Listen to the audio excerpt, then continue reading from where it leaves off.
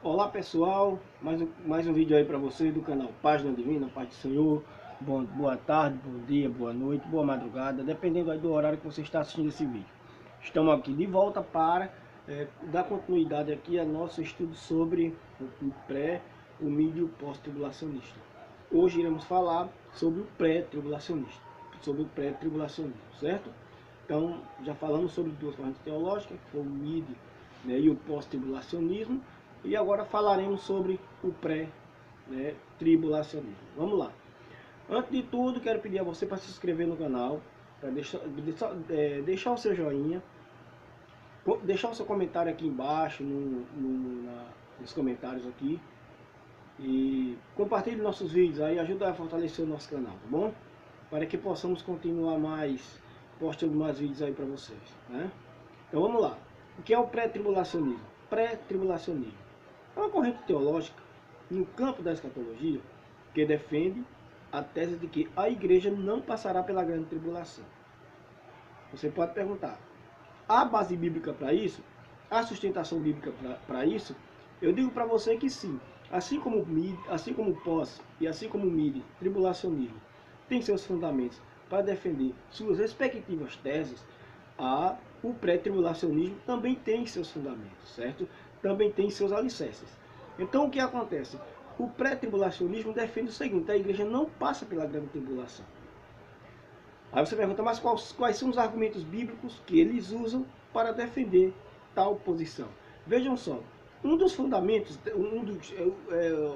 dentre vários, mas um dos textos principais que o pré-tribulacionismo defende para sustentar sua tese é Apocalipse capítulo 3, versículo 10, quando diz assim, né? Porque guardaste a palavra da minha paciência, eu também te guardarei da hora da tentação que há de vir sobre todo mundo, para tentar os que habitam na terra.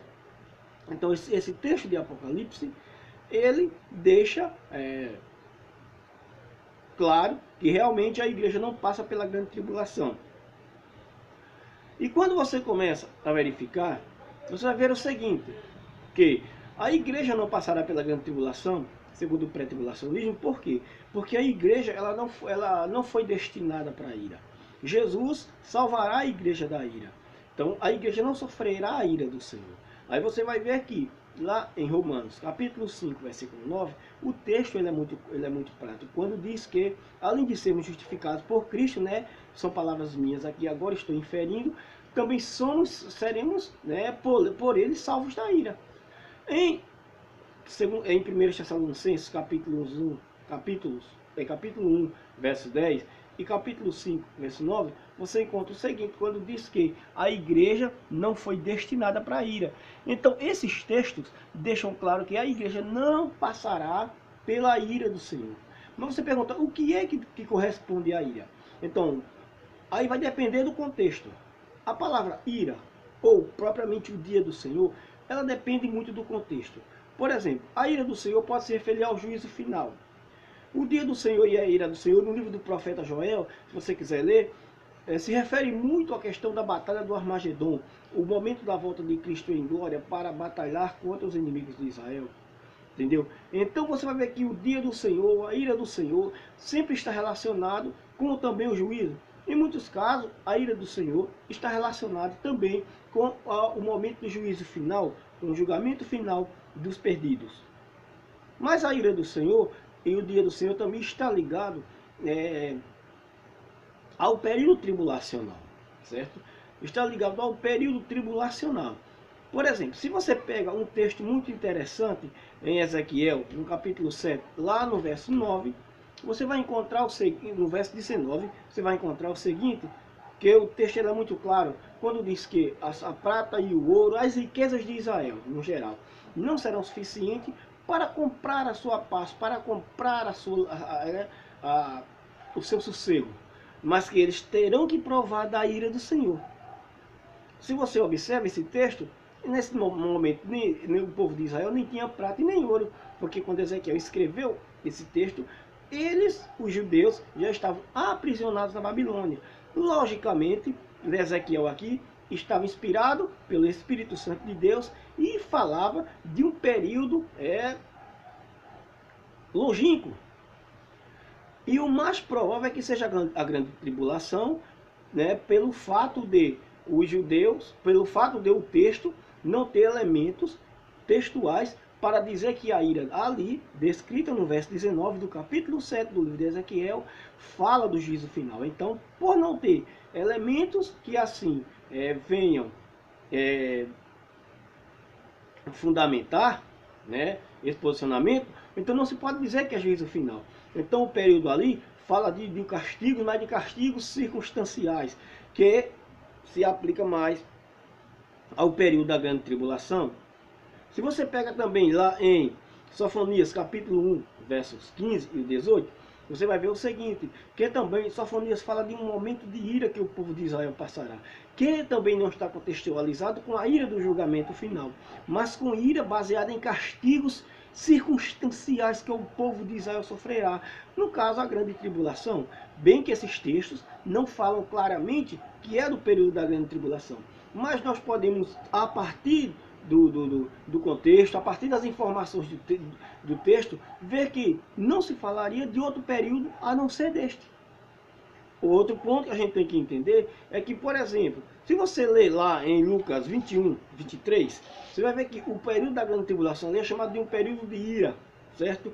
Então, é uma passagem paralela, Lucas 21, 23, é uma passagem paralela de Mateus 24, 14 em diante, onde fala-se da grande tribulação, né? Não se fala apenas, com certeza, da invasão dos romanos sobre Jerusalém, mas fala da ira do Senhor, que será derramada no período tribulacional, de maneira mais intensa. O outro ponto, se você ainda tiver dúvida, você vai ver que no capítulo 11 de Apocalipse e no versículo 18, a Bíblia deixa muito clara que, entendam só, que a grande tribulação, ela é um período de ira da parte de Deus. Então, se você ler Apocalipse 11 e 18, você vai ver o autor João descrevendo aquele período da grande tribulação como um período de ira, como um período de castigo que fala sobre a ira do Senhor. E se você quer ver, né, você vai ver que, quer ir mais além, você vai ver que os textos a respeito da ira do Senhor não diz respeito à igreja, não diz respeito à igreja passando por esse processo de ira. Mas como eu mencionei Ezequiel 7 e Sofonias 1, esses dois textos, se você ler todo o capítulo, você vai ver que mostra o povo judeu dentro da grande tribulação, dentro desse processo de sofrimento, pelos pecados cometidos contra Deus. E o que me chama a atenção é que não mostra os gentios passando por esse período como protagonistas, mas mostra os gentios dentro desse período, mas para dar base de que foi através dele que Israel se corrompeu e chegou a essa situação. É preciso entender esse ponto. E se você vai ver lá em Daniel, no capítulo 12, e no versículo 1, diz que o arcanjo Miguel, ele se levantará em defesa do povo de Israel no período da grande tribulação. Então você vai ver os judeus na grande tribulação e não a igreja.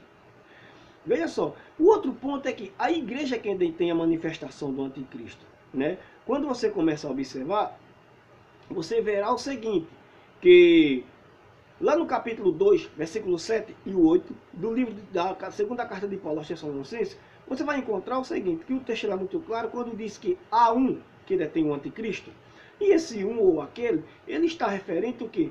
A algo, ou alguém que detém o anticristo. A gente não sabe dizer com precisão o que vem a ser, mas a gente pode deduzir a partir de algumas situações. Alguns acreditam que seja o tempo, mas o tempo você não pode retirá-lo, porque a Bíblia diz que até que aquele que o detém seja retirado ou seja afastado. Então o tempo não é. Por exemplo, alguém diz que são os governos humanos. Também não pode ser, porque o anticristo, lá baseado no capítulo 13, versículos 16, capítulo 13, capítulo 16, versículos 13 a 16 de Apocalipse, mostra que o anticristo estará ligado aos governos humanos. E o próprio anticristo, ele trará sobre a terra um governo humano, sim. Será ele um personagem do mal, usado pelo inimigo, mas ele será humano. Então não é o governo humano. O outro ponto que você precisa entender, meu querido e amado irmão, é que alguém fala que aquilo ali pode ser o Espírito Santo, mas não é. Porque o Espírito Santo ali estará, continuará na terra. É por isso que muitas pessoas vão morrer, né, no período da grande tribulação, por amor do próprio Cristo. né, e terá suas vestes lavadas no sangue do Cordeiro. Ninguém vai morrer pelo nome de Jesus sem que o Espírito Santo tenha de maneira intensa, sem que o Espírito Santo venha de uma maneira intensa agir salvificamente no coração dessa pessoa. Então não pode ser o Espírito Santo.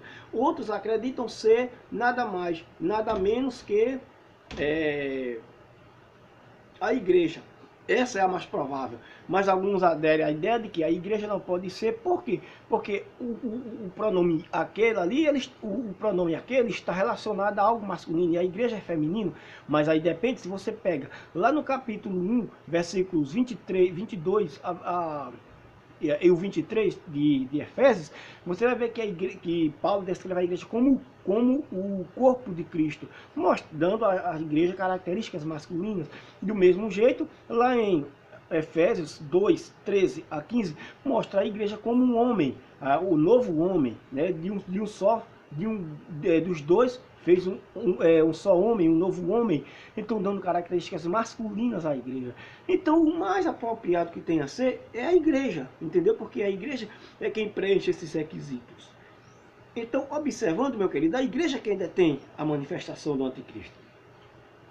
E se a gente começa a observar, aí vamos fazer aqui algumas observações do Antigo Testamento. Por exemplo, Enoque, isso aqui são observações. Enoque foi arrebatado no período ali, né? Enoque foi arrebatado para o céu antes do dilúvio, simbolizando ali, segundo o pré-tribulacionismo, o arrebatamento da igreja antes da grande tribulação. Por exemplo, Ló foi tirado de Sodoma e Gomorra antes da destruição, símbolo da igreja, sendo levada para o céu antes da destruição, aliás, antes do sofrimento, antes da grande tribulação que haverá de vir sobre o mundo.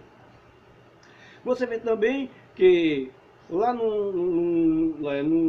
se você quiser conferir esses textos aí, você vai ver lá no capítulo 5 de Gênesis, versículo 20, capítulo 5 de Gênesis, versículos 21 a 24, fala sobre a questão de Enoque, né? Em Gênesis 19, 7 a 22, em 2 Pedro 2 e 7, fala sobre a questão ali onde Ló foi tirado de Sodoma e Gomorra antes da destruição, não? Ambos podendo aí ser símbolos da igreja, perdão. Então o que acontece? Você vai ver também que lá em 2 Reis 2, 9 e 14, fala de Elias sendo levado para o céu, antes mesmo que tivesse vindo o cativeiro babilônico. Então essas observações pós-tribulacionistas, elas realmente são interessantes. E o interessante, mas ainda é que você não vê, desde o capítulo 6 até o capítulo 19, né, e o versículo 6, falar da igreja. Entendeu? A igreja só vai ser mencionada no livro do Apocalipse, no capítulo 19, né, de Apocalipse mesmo, né? A igreja só vai ser falada nesse período, no capítulo 19, que é o período da grande tribulação. E entre esse outro período você não vai ver nome mencionado a igreja. Aí você diz, ora, mas menciona o nome dos santos. Tudo bem, mas não menciona o nome da igreja. Então a gente não pode dizer que a igreja estará dentro da grande tribulação se o período da grande tribulação não menciona o nome da igreja, porque o livro do Apocalipse, todo período tribulacional, você não vê o nome da igreja sendo mencionado. Aonde você vê a igreja sendo onde você vê a igreja sendo ali simbolizada, é pelos 24 anciãos, lá do capítulo 4 de Apocalipse. Né? Os 24 anciãos podem simbolizar a igreja, né? Ali fala dos santos do Antigo Testamento, representam, quanto também representam os 12 apóstolos, né? Então o que acontece? Os 12 apóstolos com os 12 patriarcas, simbolizando os santos do Antigo e do Novo Testamento. Então aqueles 24 anciãos podem simbolizar os santos de todas as épocas, diante da presença de Deus, no período tribulacional. Outro ponto que é bom você entender é que a gente não pode dizer também que a igreja passará, né, pela grande tribulação por esses motivos. E o interessante para a gente encerrar é que agora o que eu vou falar aqui não é de opinião unânime dos pré-tribulacionistas, mas divergência, isso aí. Por exemplo, quando se diz que diz assim, até que venha a apostasia, a palavra apostasia do capítulo 2 de 2 Tessalonicenses, o versículo 3, ali quando diz até que venha a apostasia ali, a palavra apostasia do grego pode significar afastamento, segundo alguns pré-tribulacionistas, levando a entender que esse afastamento é o da igreja. E existem algumas versões em inglês, as primeiras versões em inglês, segundo os defensores desse pensamento, é que as primeiras versões em inglês da King James, né, fala que a palavra era realmente afastamento e não apostasia. Mas aí são especulações da parte dele. Sendo que eu confesso que essa teoria, ela tem suas fragilidades. Eu reconheço. Realmente que ela não tem como fundar, não serve como base para dar sustentação ao pré-tribulacionismo. Mas eu quero deixar claro que o pré-tribulacionismo não precisa desta última observação. Por quê? Porque os fundamentos que já foi falado anteriormente, eles já são o suficiente, já são suficientes para dar sustentabilidade, né, ao pensamento pré-tribulacionista. Certo? Então, está aqui, observação. No período em que eu estive falando sobre essas teses, tanto pré-mid, tanto desde pós, agora, passando pelo mid, cheguei falando agora sobre pré, eu não fiz de maneira argumentativa, mas de forma expositiva, certo? Não defendi nenhum ponto de vista e nem outro. Apenas expus para você os pontos de vista e você tire a sua conclusão. Sendo que depois, né, traremos outro vídeo falando sobre minhas considerações finais e o que eu acho de pró e de contra no que diz respeito a essas correntes teológicas. Fiquem na paz do Senhor. Deixe o seu joinha, se inscreva no canal, ative o sininho de notificações para que quando a gente postar os vídeos você recebê-los, você possa receber as notificações, clicar nelas e ir diretamente para o vídeo, entendeu? E deixe seu comentário embaixo, aqui nos comentários, né? Deixe sua sugestão de tema e compartilhe nossos vídeos, tá bom? Mas fica aí na paz, Deus abençoe. Depois aí voltaremos com outro vídeo, fazendo as considerações finais sobre os temas abordados por mim nessa série de vídeos. Deus abençoe e fica na paz do Senhor Jesus.